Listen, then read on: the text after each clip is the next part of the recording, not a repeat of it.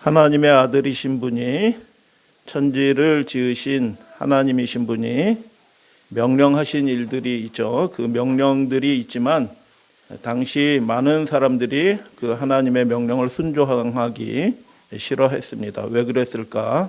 함께 살펴보는 시간 갖도록 하겠습니다. 예루살렘에 가시면 좁은 문이라고 불리는 곳이 있습니다. 이렇게 겸손해져야지 통과할 수 있는 좁은 문이 있는데, 한 어린이집 다니는 한 어린아이가 이렇게 이야기했어요. 엄마, 내가 순종해서 엄마는 기쁘겠지만 나는 슬퍼. 내가 순종해서 엄마는 기뻐하겠지만 나는 슬퍼라고 그렇게 이야기를 했어요. 유대인들이 기대했던 하나님의 나라가 있고 예수님께서 말씀하셨던 하나님의 나라가 있죠. 그래서 예수님께서 제자들을 택하여 사도라 부르시고 그들을 파송하셨을 때 그 당시의 유대인들의 형편을 우리가 알 필요가 있어요. 왜냐하면 이 말씀은 제자들에게 주신 말씀이기도 하고 우리 모든 사람에게도 주신 말씀이지만 1차적으로 파송하는 그 제자들에게 주신 말씀이기 때문에 그래요. 당시 유대인들은 어떤 생각을 가지고 있었는가? 예수님 오시기 전에 200여 년 전부터 그들이 로마의 지배를 받으면서 강력하게 소원한 것이 무엇이냐면 그들을 영원무궁토록 다스리는 그런 메시아 왕이 오셔서 아주 강력한 왕국을 세우기를 원하였죠. 그래서 11의 신탁서라고 하는 약 예수님이 오시기 한 200년 전에 그 유대문헌에 보면 이런 이야기들이 있어요. 그래서 라틴 민족들에 대한 가차없는 진노와 로마 위에 임할 파멸, 하늘로부터 폭포수처럼 내리는 불, 이런 심판을 가져올 메시아 왕을 기다렸던 것을 보게 됩니다. 모세가 죽기 전에 여호수아에게 남겼다고 얘기하는 위경이 있어요. 그래서 모세 승천기라고 하는데 그의 주권이 곧 나타날 것이다 라고 예언적하는데 그 주권이 어떤 주권이냐? 그들 이스라엘 백성들에게는 자비로 통치하시고 그리고 이방인들은 어떻게 통치하시냐면 심판으로 통치하시는 그런 메시아 왕을 기대했습니다. 그래서 그들에게는 구원이 되어주고 은혜가 되어주지만 이방인들은 보수하고 심판하는 그런 메시아 왕을 기다렸다라는 것을 보게 됩니다. 그 솔로몬 시편에 보면 쇠 막대기로 그들의 모든 재산을 흩어버리고 범죄를 일삼는 이방인들을 그의 입에서 나오는 말로 괴멸시키기를 원합니다라고 하는 그런 중간 문서들이 유대 문서들이 있어요. 여러분, 그의 입에 나오는 말로 그 인생들을 심판하시는 장면이 어디에 나와요? 계시록 19장에 예수님이 재림하실 때 그 입에서 이한 칼이 나오고 그의 입기운으로 죽인다. 시편에도 그런 얘기들이 나오죠. 그러나 그것들이 종말의 장면에 그대로 있어요. 그래서 성경에 기록되지 않은 외경이지만 이 외경에 기록된 이 표현들이 전혀 터무니없는 것이 아니라 당시 사람들의 그리고 하나님의 말씀과 어느 정도 관련이 있어요. 관련이 있단 말이죠. 그런데 그때가 그들이 기다렸던 그 당대에 그런 일이 이루어질 줄 알았는데 예수님은 그때는 그때가 아니고 먼 훗날이다라고 예수님은 말씀하셨어요. 그들이 믿고 있던 것을 예수님께서는 부정하지는 않으셨어요. 그러나 뭐예요? 그때가 지금은 아니다라고 예수님이 말씀하신 것이죠. 새 막대기로 이방인들을 심판하시고 그들을 은혜로 다스리는 그런 영원한 왕이 나타나기를 기도했죠. 그리고 그들이 매일 아침 기도할 때 18개의 기도문으로 기도하고 또 이 기도문으로 기도하는데 그들이 매일 기도하는 그 내용이 뭘까요?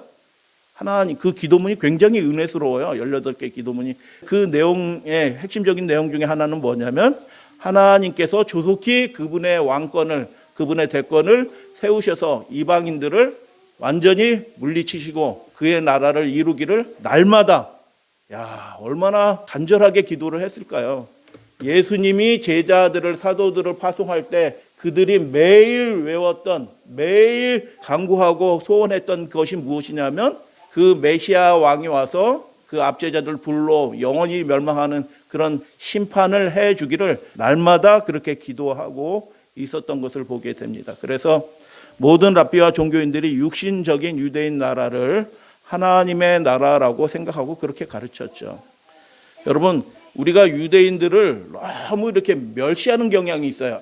저렇게 믿음이 없고 예수님을 저렇게 대적하다니 저렇게 패역한 자식들이 있냐라고 생각할런지 모르겠어요. 그러나 여러분, 우리가 만일 그 당시에 태어났다면 우리도 거의 10중 8구 그렇게 했을 것입니다.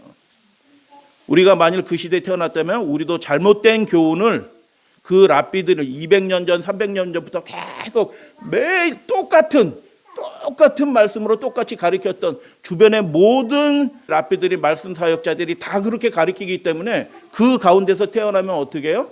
당연히 그것만 배우는 거예요. 당연히 그것만 배워요. 그렇기 때문에 다른 생각을 할 수 없을 그런 형편이었어요.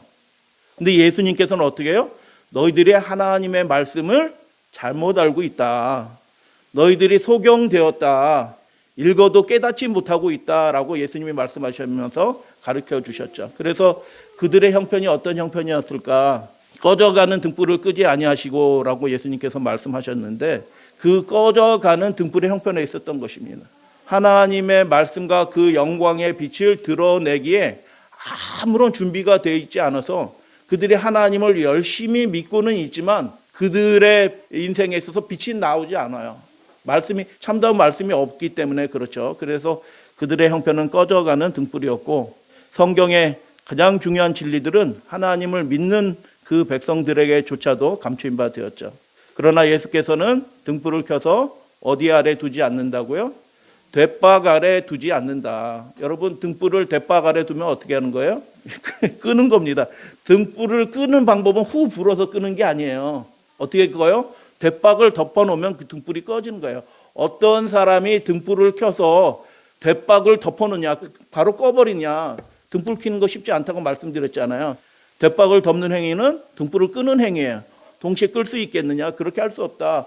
등불을 켜서 모든 집안 사람에게 비치게 하실 것이다 라고 말씀하셨는데 예수님 자신이 등불이죠. 하나님의 손에 들려진 높은 곳에 들려진 등불이었지만 예수님이 택하신 제자들 그 사도들도 그 하나님의 백성들 지금 빛을 잃어서 하나님의 나라에 대해서 오해하고 메시아 왕에 대해서 완전히 착각하고 있는 그 종말의 나라에 대해서 완전히 헛된 것을 믿고 있는 그 사람들에게 예수님이 사도들을 통하여 파송하시면서 비추게 할 것입니다. 그래서 비추는 등불은 예수님 자신이기도 하였지만 사도들이기도 했죠. 그래서 종교인들의 가르침과 예수님의 가르침이 완전히 달랐다.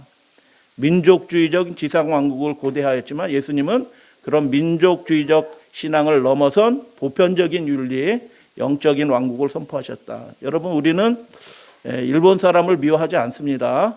그리고 중국 사람을 미워하지 않아요. 우리는 민족주의에 갇혀서 프레임에 갇혀서 어떤 사람을 미워하고 배척하는 그런 사람들이 아니에요. 예수님은 그런 분이 아니셨다. 그래서 오늘은 누가복음 6장 27, 38절로 하나님의 아들이 명령하셨지만 왜 순종하기 싫었을까라는 것들 세 꼭지로 해서 살펴보도록 하겠습니다. 하나님 나라로 들어가는 문이 크고 넓다고요? 좁고 그 길이 협착하다라고 그렇게 말씀합니다. 그러나 너희 듣는 자에게 내가 이르노니 너희 듣는 자에게 예수님의 하나님이신 그분이 명령하시는 것입니다. 뭐라고 명령하셔요? 너희 원수를 사랑하며라고 얘기합니다. 굉장히 놀라운 명령이죠. 그런데 이 말씀이 무엇으로 시작해요? 그러나라는 말씀으로 시작이 돼요. 그렇기 때문에 앞에 어떤 내용과 반대되는 내용이 전개되는 거예요. 앞에 내용이 뭐예요? 사도들을 택하시면서 보내시면서 뭐라고 말씀하셨냐면 너희가 인자로 말미암아 사람들에게 미워함을 당하고 멀리하게 되고 욕을 당하고 악하다고 하면서 너희 이름을 버리게 될 것이다. 그러나 여러분 우리를 욕하는 사람들에게 여러분 어떻게 하시나요? 이유 없이 우리를 헐뜯고 이렇게 회방하는 사람들을 어떻게 하시나요? 우리를 그냥 이유 없이 미워하는 사람들을 어떻게 하나요, 여러분들? 예수님께서는 이렇게 말씀하시죠. 그러나 너희들이 그렇게 미움을 받고 배척을 받고 혹시 핍박을 받을지라도 너희는 어떻게 하라? 원수를 사랑하고 미워하는 자를 선대하고 너희를 저주하는 자를 위하여 축복하고 너희를 모욕하는 자를 위하여 기도하라. 여기에 나온 말씀들은 다 앞에 나왔던 거짓 선지자에게 한 일과 선지자에게 했던 그 말씀을 그대로 반복하시는 말씀이에요. 위하여 기도하라. 너희 뺨을 치는 자에게 젖밤도 돌려대며 겉옷을 빼앗는 자에게 속옷도 거절하지 말라라고 예수님께서 그렇게 말씀하셨죠. 굉장히 곤란한 말씀이죠. 여러분 이 말씀이 무슨 뜻이에요?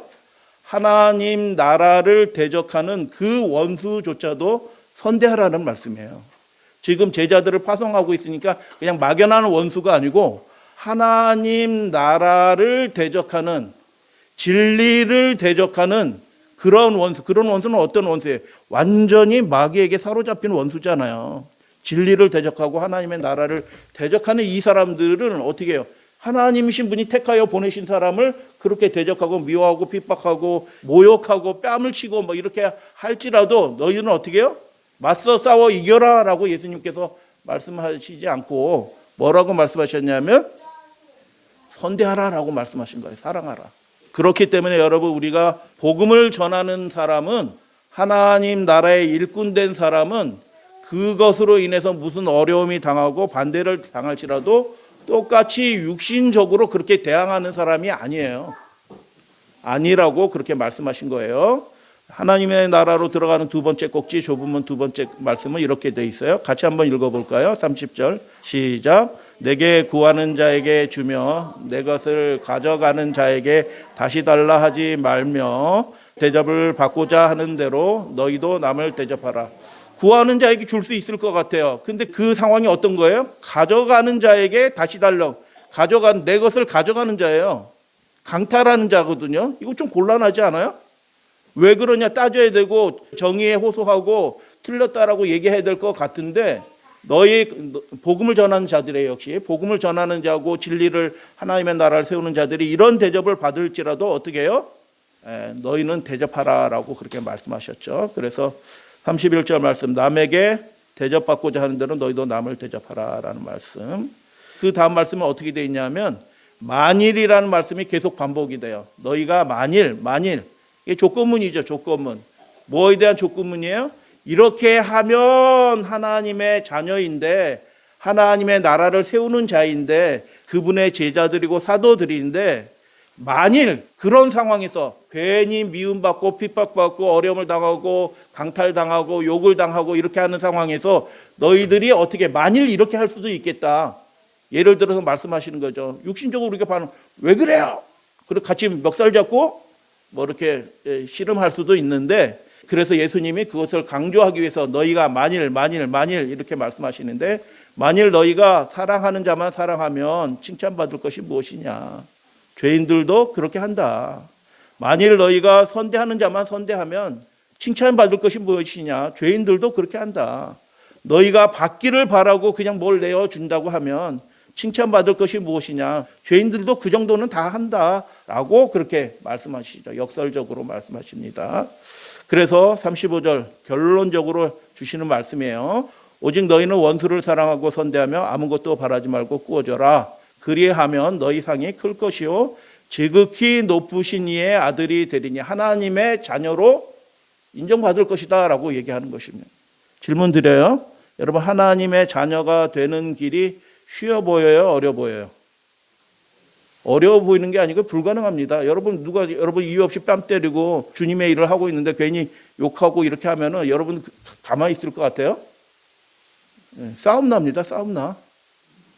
그런데 예수님께서는 제자들을 파송하시면서, 사도를 택하시고 파송하시면서 이 말씀을 하시는 거예요. 너희는 원수를 사랑하고 선대해야 된다. 세상 사람들은 다 대적하고, 유대인들의 하나님의 나라 보셨죠? 그 원수들을 완전히 가루를 내서 멸망시킬 메시아 왕을 기다리지만 내 나라는 그런 나라 아니다라고 말씀하신 거예요. 그래서 여러분, 우리가 이 마지막 시대에 천국 복음을 전파하는데 마지막 새 천사의 기별의 핵심은 뭐냐면 하나님은 이렇게 자비로우신 분이다라는 그런 뜻이에요. 아무것도 바라지 말고 구워주라. 이거 쉽지 않습니다. 한두 번은 되지만 계속 그렇게 하면은 그만해라 이렇게 하고 싶은 마음이 들어요. 이거 굉장히 어려운 일이에요. 근데 예수님께서는 안 되는 일을 명령하셨나요? 괜히 우리 죄책감에 시달리라고 안 되는 건 너무 높은 표준을 예수님이나 하실 수 있는 그런 일을 우리에게 명령하셨나요? 아니죠. 맞아요. 그리하면이라는 말씀은 우리도 그렇게 될 수 있다라는 하나님의 아들의 거룩한 명령인 것입니다. 그렇게 하면 너희 상이 클 것이요. 어디에서 크다고 말씀했어요? 지난 시간에? 하늘에서 그 상이 클 것이다. 누가 주시는 상이에요? 하나님 아버지가 천부께서 우리에게 주시는 상이에요. 그리고 지극히 높으신 이의 아들이 되리니, 지극히 높으신 이의 아들을 세 글자로 뭐라고 요약할 수 있어요? 예, 상속자입니다. 상속자. 하늘 아버지의 하나님 나라의 상속자가 되리라. 그래서 놀라운 상급을 받게 될 것이다 라고 말씀하시는데 조건이 있다라는 것입니다. 그리하면 그렇게 된다라는 것이에요. 여러분, 우리에게 애매히 대하고 우리를 이유 없이 좀 이렇게 험담하는 사람이 있을지라도 우리는 예수님께서 명령하신 이 일대로 말씀대로 순종하시면서 살아가시는 저와 여러분들 되시기를 주님의 이름으로 축복합니다. 이것을 명령하신 하나님, 그분은 어떤 분이시냐? 그분은 은혜를 모르는 자와 악한 자에게도 뭐 하시는 분이래요? 이거 믿으시나요? 은혜를 모르는 자였잖아요. 우리가 은혜 모르고 그냥 막 살던 사람들이었지만, 우리가 세상에 속해서 악한 마음을 가지고 살아오던 사람이었지만, 그럼에도 불구하고 하나님은 우리에게 어떻게 대해 주셨어요? 끝까지 인자함으로 대해 주신 것입니다. 할렐루야, 아멘. 그러므로 너희가 어떻게 해야 되냐? 너희의 아버지, 하늘 아버지의 자비로우신 같이 너희도 자비로운 자가 되라. 그렇게 되시게 되길 바랍니다. 하늘 아버지의 자비로우심이 어떻게 나타났어요? 십자가를 통해서 나타났잖아요. 여러분, 자기 아들을 그렇게 모욕하고 뺨을 때리고 조롱하면서 나무에 달려 죽게 하는 그 죄인들에 대하여 하나님은 어떻게 하셨다고요? 그들에게 진노를 쏟은 것이 아니라 그들을 어찌하든 구원하라 하셨다라는 것을 우리는 알게 됩니다. 그래서 36절에 너희 아버지의 자비로우신 같이 너희도 자비로운 자가 되라라는 이 말씀은 십자가를 가리키죠. 용서하기 불가능한 사람처럼 보이지만 우리가 예수님 바라보고 하나님의 자비하심에 의지하여 우리가 이 명령에 순종하게 될 때, 그리하면 어떻게 해요? 상을 받는데요. 하늘상을 받는데요. 성령 충만한 게 이런 것 같아요. 성령 충만하다는 그 표현이 뭘까?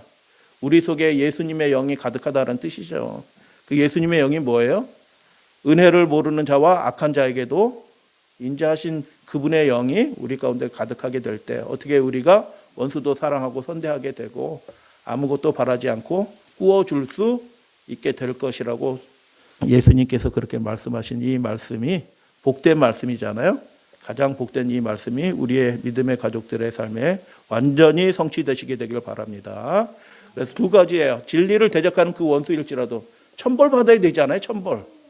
여러분, 진리를 대적하는 존재가 누구예요? 성경에서 사탄이잖아요. 사탄. 마귀짓 사탄짓 하는 그 사람도 어떻게 하라고요? 이거 뭐 굉장한 얘기입니다. 사실은 선대하라. 남에게 대접을 받고자 하는 대로 너희도 그렇게 해라. 그래서 세 번째 단계입니다. 이거 모든 것을 정리하는 세 번째 꼭지 조분문. 이게 37절 이후의 말씀은 37절, 38절 그리하면이 앞에는 만일 이렇게 돼 있지만 여기는 그리하면 긍정적인 묘사로 바뀌면죠. 비판치 말라 그리하면, 정죄하지 말라 그리하면, 용서하라 그리하면, 주라 그리하면 이렇게 얘기하는 것입니다. 그래서 비판한다는 말이 이게 다 심판한다는 뜻이에요. 용어가 남들을 재판하고 판단하는 일을 하지 않는다. 그러면 우리가 재판받지, 심판받지 않을 것이다 라는 얘기예요. 이게 얼마나 놀라운 축복의 말씀이에요. 우리가 당하는 어려움들과 애매한 고난들이 그렇게 크지 않아요, 대부분. 근데 우리가 그것들을 그렇게 하지 않고 사랑하고 선대하게 된다고 하면 하나님이 우리를 심판하지 않는다는 거예요. 할렐루야, 아멘. 구원받는 길이에요, 구원받는 길. 다른 사람을 심판하지 않는 것이 우리가 구원받는 길이라고 예수님께서 그렇게 말씀하신 거예요. 정죄하지 않고 용서하고 점점점 어떻게 해요? 주라. 이게 소극적인 것에서 어떻게 해요? 뭘로 옮겨져요? 여러분, 자유가 두 가지 자유가 있어요. 두 가지 자유. 무슨 자유가 있냐면 소극적인 자유와 적극적인 자유가 있어요. 예수님의 윤리도 두 가지 윤리예요. 소극적인 윤리, 뭐뭐 하지 않는 윤리가 있고 또 다른 윤리는 뭐뭐 하는 윤리가 있어요. 그런데 하지 않는 윤리는 최소한의 것을 하지 않기 위해서 하지 않는 것이 아니라 더 큰 하나님의 뜻을 이루기 위해서 거기서 출발하는 거예요. 이 땅. 그리고 어디를 향해서 나가는 거예요? 비판하지 않고 정죄하지 않는다. 소극적인 윤리예요. 소극적. 난 그 정도는 할 수 있을 것 같아. 근데 거기서 멈추는 것이 아니라 하나님이 알아서 심판할 거야. 여기서 끝나는 것이 아니라 더 적극적인 경지로 나아가는 것이 예수님의 명령이에요. 비판하지 말라, 정죄하지 말라라는 건 머물러 있지 않고 어떻게 해요? 더 적극적으로 할 수 있는 게 뭐예요? 용서하는 거예요. 손을 마주 잡는 거죠. 그리고 어떻게 해요? 자기 것을 그 원수에게, 대적자에게 나눠줄 수 있다라고 예수님께서는 그렇게 말씀하시는 거죠. 그래서 우리가 믿음의 생활을 시작할 때 이렇게 높은 경지에서 시작하는 사람은 아무도 없어요. 우리가 예수님의 이름을 믿고 침례를 받고 거듭나고 신앙생활 시작할 때 바로 시내산 꼭대기에 올라가서 모세와 함께 예수님과 독대를 하면서 함께 식사를 하는 하늘 만찬에 즉시로 올라가는 그런 높은 경지에 도달한 사람은 아무도 없어요. 우리 가운데 뭐가 여전히 있어요? 육신이 있어요. 육신이 있다는 뜻이 뭐예요? 유대인들이 생각했던 그런 나라가 우리 안에 있다는 거예요. 나를 잘못하고 나를 미워하는 그 자들을 내가 보복하고 싶은 그 욕망들이 육신적인 우리의 몸에 마음에 여전히 남아있다고요. 거듭나더라도요. 근데 예수님은 뭐라고 말씀하셔요? 그 하늘 높은 부르심에 응해서 우리가 반응하게 되는데, 하나님의 나라의 백성으로 반응하게 되는데, 그 시작은 소극적인 것에서 시작할 수 있어요. 소극적인 것, 뭐한 것에서, 하지 않는 것에서 시작할 수 있어요. 그러나 이렇게 하지 않는 것에 나는 비판하지 않았어, 나는 정죄하지 않았어, 거기서 멈추는 게 아니고 어디로 나가라는 것이에요?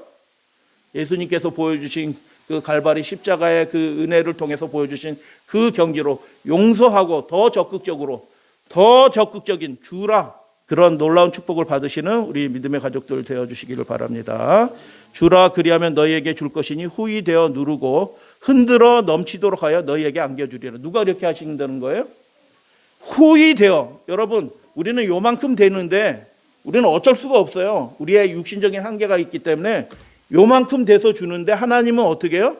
그분의 도량형으로, 그분의 바구니로, 큰 바구니로 후히 되어 누르고 흔들어 넘치도록 해서 우리에게 주실 것이다 라고 말씀하신 축복이 우리 믿음의 가족들의 축복이 될지어다. 아멘. 너희의 헤아리는 그 헤아림으로 너희도 헤아림을 받을 것이다 라고 보편적인 원칙을 이제 말씀하시는 거예요. 그래서 원수를 사랑하라 라는 첫 번째 꼭지, 두 번째, 만일 뭐뭐하면 하나님 믿노라라고 하면서 너희들끼리만 잘 지나고 재밌게 보내면 그건 뭐 하나님 백성이겠느냐 라고 말씀하시면서 그리하면이라는 이 말씀을 통해서, 정리하는 말씀을 통해서 세계 시민으로서, 천국 시민으로서 보편적인 원칙 두 가지를 말씀하셨죠. 말라 하라라는 것으로 말씀하셨습니다. 비판치 말라, 정죄치 말라. 소극적인 거죠. 용서하라, 주라. 굉장히 적극적인 거죠. 높은 수준이에요.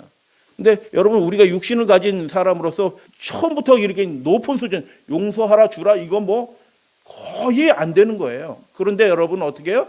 우리가 예수님을 사랑하는 마음으로 하나님의 계명의 백성으로서 어떻게 해요? 그분께서 우리에게 맡겨주신 그 자그마한 것들일지라도 우리가 붙들고 그렇게 하기로 결심해서 비판하지 않고 판단하지 않는 거, 심판하는 거죠. 심판하지 않고 정죄하지 않는 일을 하려고 애쓰고 기도한다고 하면 그 하나님의 영이 어떻게 해요? 우리를 용서하는 사람이 되도록 이끌어 주실 것입니다. 우리의 소유를 다른 사람에게 나눠주는 사람이, 나눠주고도 받지 않아도 그것으로 기뻐하고 만족하는 사람이 될 것이라고 예수님께서 그렇게 말씀하셨어요. 그래서 6장 35절 말씀 다 같이 한번 읽어봐요. 그리하면, 시작. 그리하면 너희 상이 클 것이요 또 지극히 높으신 이의 아들이 되리니 라고 그렇게 말씀하셨죠. 두 가지 보편적인 윤리를 말씀하셨는데 정리하도록 하겠습니다. 온전한 예수 그리스도의 품성이 우리 가운데 회복되기 위해서, 그 회복, 예수님의 그 형상이 우리 가운데 회복되는 그 목표 지점을 예수님께서는 보여주셨어요. 뭐예요? 너희는 원수를 사랑하고 선대하라. 그게 예수 그리스도의 품성이 우리 가운데 회복되는 그 목표 지점이에요. 원수를 사랑하고 선대하라. 그러나 예수님은 그 정도 선에서 말씀하신 게 아니고, 너희는 원수를 어떻게 하라고요? 올바로 훈계하라 이렇게 말씀하지 않고 원수를 사랑하고 선대하며 아무것도 그 원수들에게 아무것도 바라지 말고 그냥 주라 라고 말씀하셔요. 그리하면 너희 상이 클 것이요 또 지극히 높으신 이 아들, 이건 뭐예요? 아까 상속자라고 얘기했지만 세 글자로 예수님도 돼요. 예수님의 모습이 그랬잖아요. 죄인들과 악인들을 위하여 자신의 생명을 내어주셨잖아요. 그러면 하나님의 아들이 되는 것입니다. 하나님의 아들이. 여러분, 이 높은 표준에 다다르기 위해서는 결정적인 시작점이 있어야 돼. 결정적인 시작점. 그게 무엇이냐면 누가 이 말씀대로 순종할 사람이 어디 있어요? 로마 사람들을 선대해라? 이런 게 어떻게 복음이 될 수 있겠어요? 그들에게 악착같이 세금을 강탈해 가서 많은 백성들이 농지를 잃고 그냥 소장농이 돼가지고 길거리에 떠돌고 있는데 그 로마 사람들에게 대하여 어떻게 해라? 사랑하고 선대해라? 이거 복음인가요? 안 되는 얘기잖아요. 그 바리새인들 유대인들이 누가 예수님의 이런 말씀을 받아들이겠어요? 되지도 않는 얘기를 하시는 거잖아요. 그러나 예수님은 이것을 명령하셨어요. 왜요? 그분이 지금 세우시는 나라는 어떤 나라요? 온 나라와 족속과 방언과 백성에게 전할 영원한 복음이 뭐예요? 하나님께서 악인에게도 선대하신다. 그리고 너희들도 그렇게 되라라고 그렇게 말씀하시는 거잖아요. 그래서 너희는 원수를 사랑하고 선대하라. 그 시작점은 어떻게? 그 위대한 출발의 시작점은 이겁니다. 누가복음 6장 31절. 다 같이 한번 다시 읽어요. 남에게 시작. 남에게 대접받고자 하는 대로 너희도 남을 대접하라. 이거 소극적인 거예요. 소극적인 거. 최소한의 이만큼으로 시작해라. 그런데 어떻게 해요? 대접받고자 하는 대로 그래 여기 있어 하고 그 정도에서 끝나는 것이 아니라 어떻게 해요? 이것은 출발점이라는 뜻이에요. 출발점. 그 위대한 성취를 위한 소극적인 출발점에 앉는 거예요. 앞에서 말씀한 것처럼. 그래서 이 말씀은 그 자체로 완성이기도 하지만 더 큰 위대한 순종을 위한 전환점인 것입니다.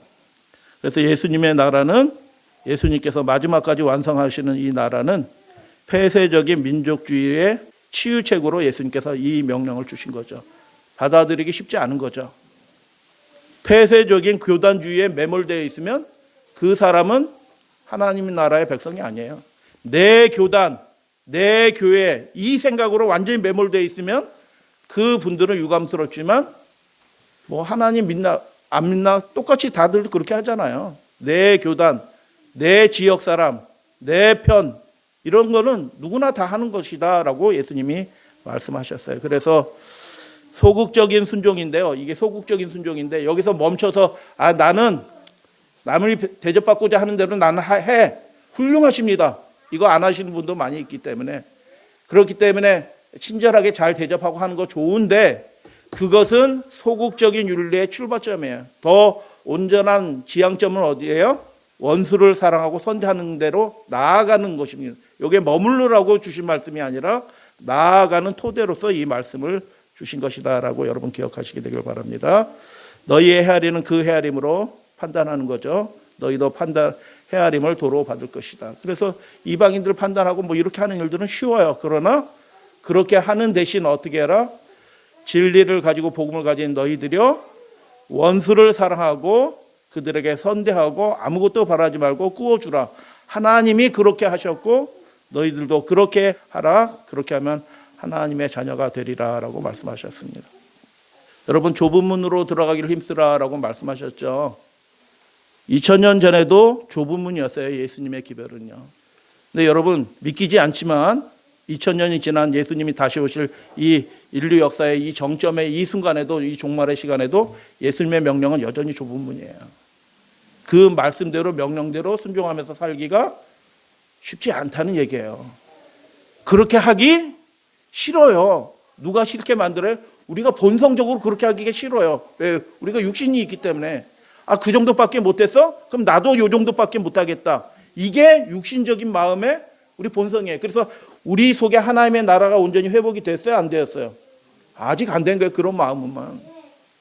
그것과 상관없이 사랑하고 선대하는 그 모습이 우리 안에 예수님의 형상이 회복이 된 거고 예수님이 말씀하신 천국이 완성이 된 거예요. 진리가 무엇이냐? 그 예수님의 모습이 우리 안에 회복이 된 모습이 그래요. 그래서 우리가 예수님의 명령을 따라 어떤 것을 하려고 할 때 우리 육신이 거부해요. 하기 싫어. 저 인간?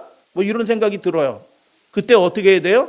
우리 예수님 바라보시고 하나님은 악인에게도 죄인에게도 은혜가 자비가 풍부하신 분이라는 거 기억하시고 우리가 하나님의 자녀로 부름을 받았으니 그 일을 하겠노라라고 우리가 기도하시고 그렇게 순종하기로 선택하시는 저와 여러분들 되시길 바랍니다.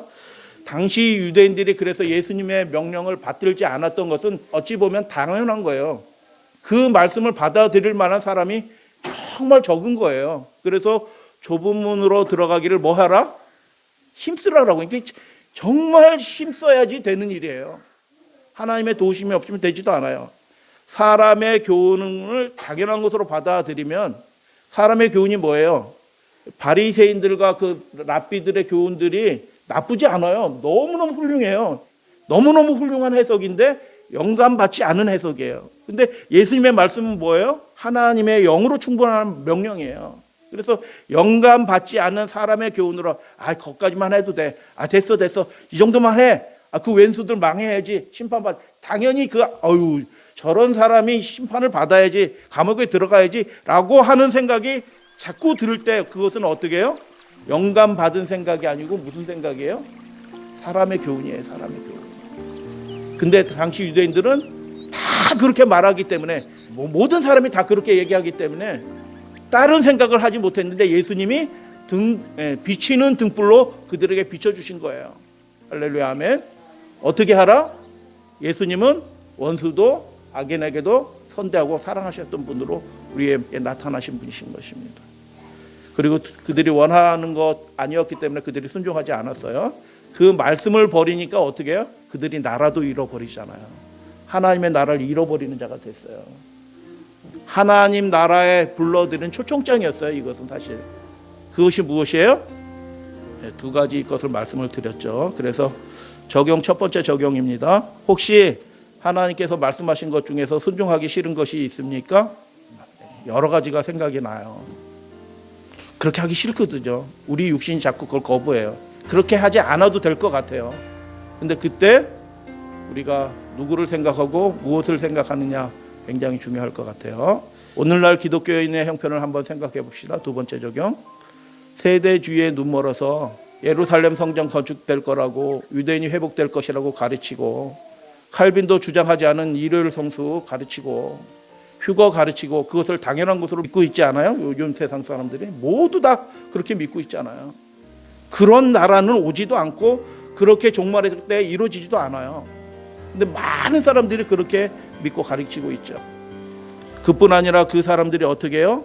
사람의 교훈을 정통으로 착각하고 2000년 전 종교인들이 그랬던 것처럼 하나님께서 등불로 세우신 형제들을 그들의 전하는 말씀을 거절할 뿐만 아니라 그들을 핍박하고 있어요. 여러분 이 마지막 시대도 어떻게 돼요? 그 거짓 영의 세력들이 연합하여 진리의 백성 하나님의 백성들을 핍박하는 일들이 있을 거라고 계시록에서 그렇게 말씀하잖아요. 근데 우리는 어떻게 살아가야 된다고요? 그때 맞서 싸우는 것이 아니고 싸우는 건 하나님께서 하시는 거고 우리는 해야 될 일들이 뭐예요? 그 원수를 여러분 그것이 이 마지막 시대도 우리에게 주어진 영원한 복음이 말하는 그 소극적인 윤리와 적극적인 윤리가 가리키는 그 지향점이다라는 것을 기억하시고 여러분 우리는 더 많이 사랑하기로 선택하시는 저와 여러분들 되시기를 바랍니다. 내가 하는 이 선택이 하나님의 뜻대로 더 많이 사랑하는 것인가 스스로 물으시면서 이게 내가 더 많이 사랑하기 위해서 선택하는 건가 아니면 최소한으로 하기 위해서 선택하는 것인가를 스스로 살펴보시고 하나님 앞에 더 많이 사랑하는 편을 선택하시게 되기를 주님의 이름으로 축복하면서 말씀 마칩니다.